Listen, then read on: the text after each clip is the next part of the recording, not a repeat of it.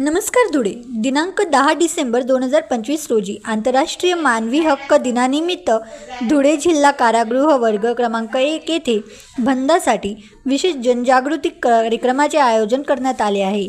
माननीय मानवी हक्क आयोग, महाराष्ट्र राज्य, मुंबई तसेच माननीय अपर पोलीस महासंचालक व महानिरीक्षक कारागृह व सुधार सेवा महाराष्ट्र राज्य पुणे यांच्या आदेशानुसार राज्यातील सर्व कारागृहांमध्ये हा दिवस साजरा करण्यात आला आहे.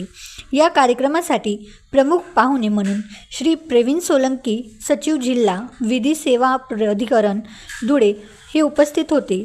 तसेच पोलीस अधीक्षक प्रशासन यांचे प्रतिनिधी म्हणून श्री विश्वजित जाधव उपअधीक्षक यांनी उपस्थिती दर्शवली आहे.